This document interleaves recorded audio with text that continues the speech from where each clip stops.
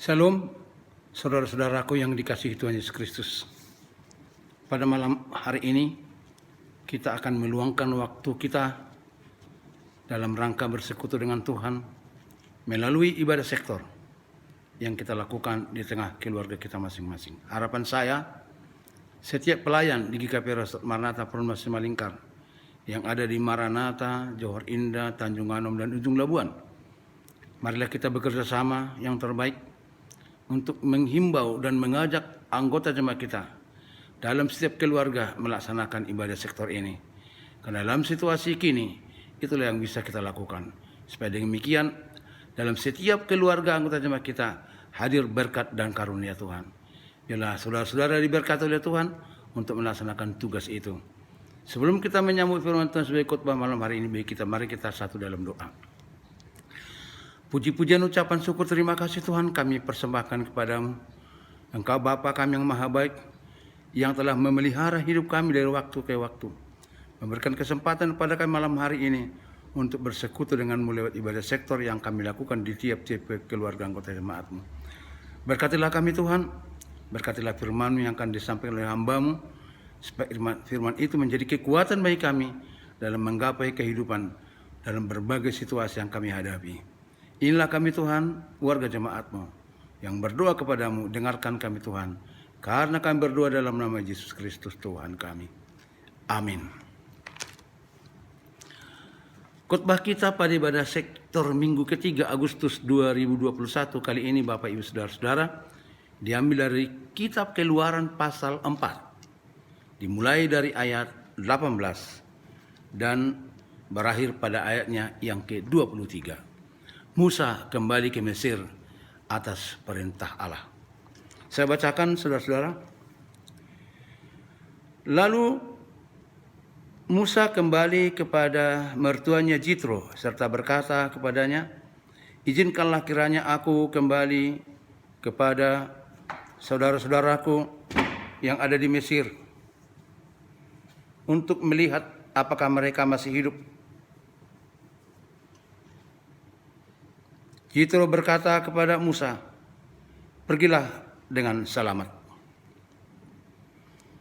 Adapun Tuhan sudah berfirman kepada Musa di Midian, kembalilah ke Mesir, semua orang yang ingin mencabut nyawamu telah mati.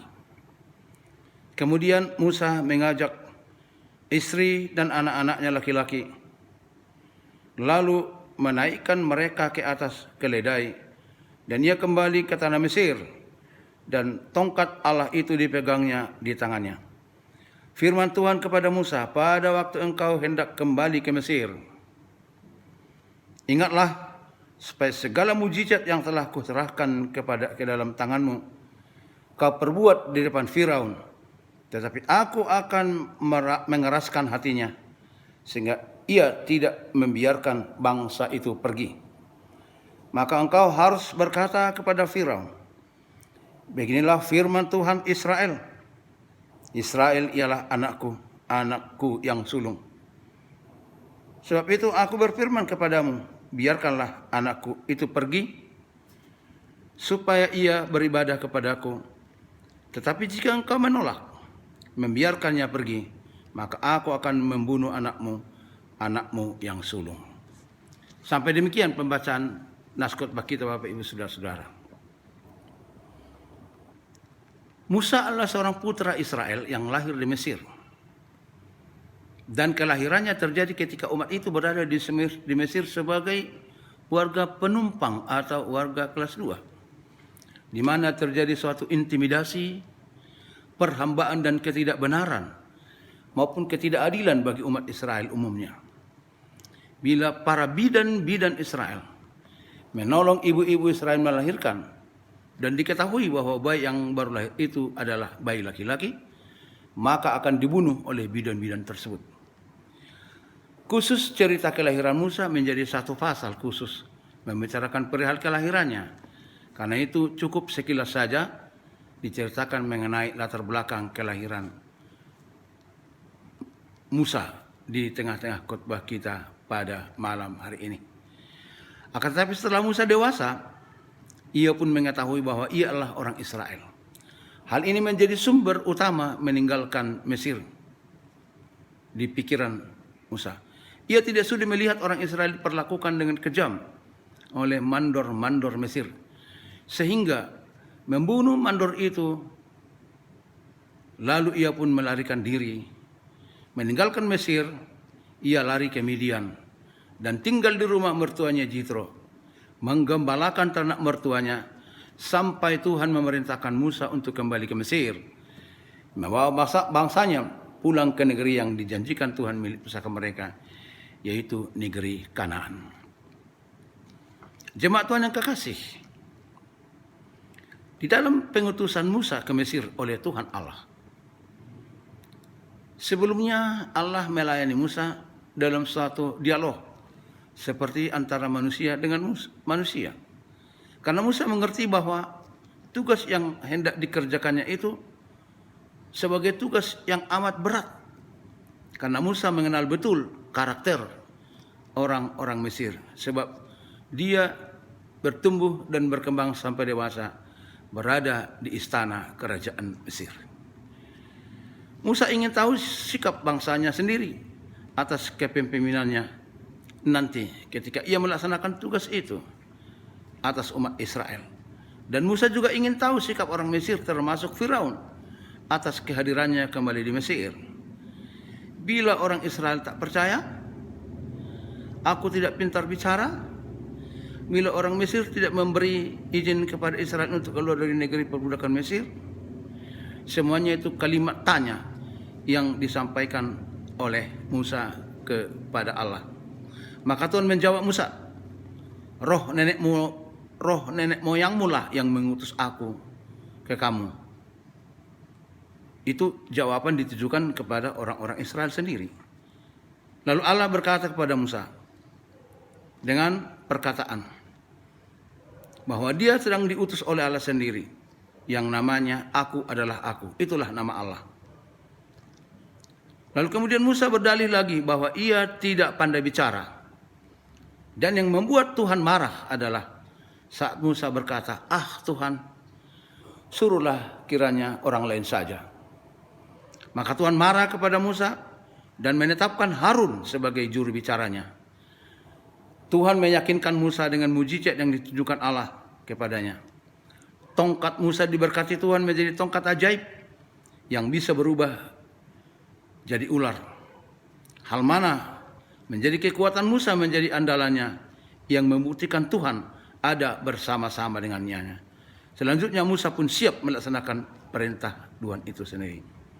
Musa minta izin kepada mertuanya Jitro dengan berkata, aku akan kembali ke Mesir untuk memimpin bangsanya keluar dari perbudakan Mesir, dan berkata, aku akan melihat saudara-saudaraku apakah mereka masih hidup, mengingat kekejaman bangsa Mesir kepada bangsa Israel waktu itu.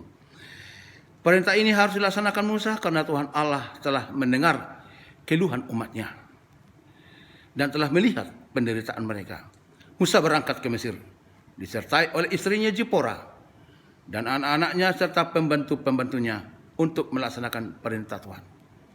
Ia telah diberkati Tuhan dengan mujizat yang diperbuat Tuhan kepadanya. Juga dengan tongkat ajaib Musa untuk menundukkan orang-orang Mesir setelah Musa tiba di sana.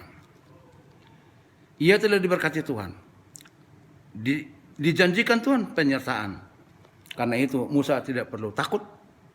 Musa tidak perlu bimbang. Jika Mesir bertanya, maka Musa harus menjawabnya. Israel anakku yang sulung. Biarkanlah anak-anakku itu pergi supaya beribadah kepadaku. Itu bermaksudkan bahwa Israel itu adalah bangsa pilihan Tuhan yang dijadikan Tuhan sebagai anak sulungnya. Jika engkau menolak aku membunuh anakmu yang sulung. Anak sulung sebagai pewaris ayahnya. Itulah yang diperingatkan kepada Musa untuk disampaikan kepada orang-orang Mesir. Demikianlah saudara-saudara, misi yang amat berat diperintahkan Tuhan kepada Musa. Dengan tuntunan dan pertolongan Tuhan, Musa meyakini firman Tuhan, maka ia pun pergi tanpa alasan lagi. Saudara-saudara, jemaat Tuhan yang terkasih, jika kita mengandaikan dunia ini sebagai Mesir, di mana kita menjumpai praktik perbudakan modern pada zaman ini, seperti umpamanya pekerja, buruh, pabrik, karyawan, kontrak yang tidak ada jaminan hari tua, tak ada jaminan sosial, ketenaga kerjaan, kecelakaan kerja dan sebagainya. Maka Yesus datang di dunia kita membawa misi seperti tugas Musa dari Allah. Memang tugas itulah berat dan punya konsekuensi dengan ancaman nyawa. Apakah kita kira-kira yang terjadi ketika hal itu terjadi pada zaman kita sekarang ini?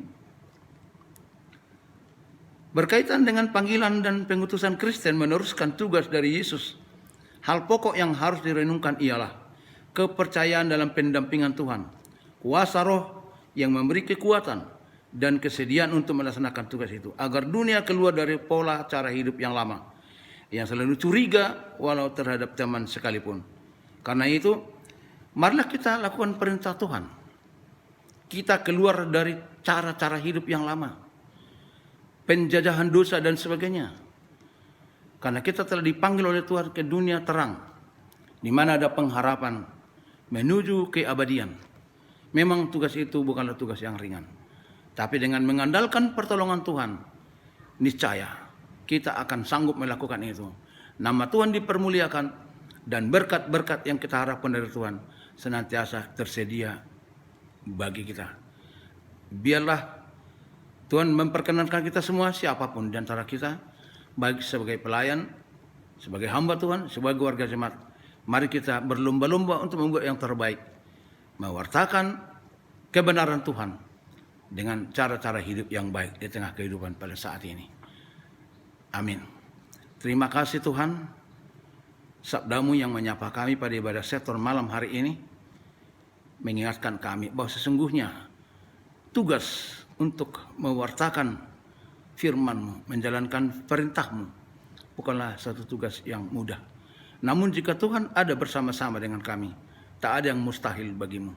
Tuhan akan menyanggupkan kami melaksanakan tugas itu. Tuhan akan memberikan kekuatan kepada kami menjadi terang dunia. Tuhan akan memberikan dukungan kepada kami, supaya kami tetap yakin bahwa Tuhan ada bersama-sama dengan kami.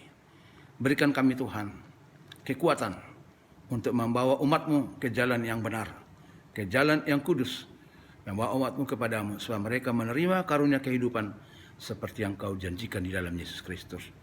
Inilah doa kami Tuhan, dengarkan kami hanya dalam nama Yesus Kristus, Tuhan dan Juru Selamat kami. Terima kasih Tuhan. Amin.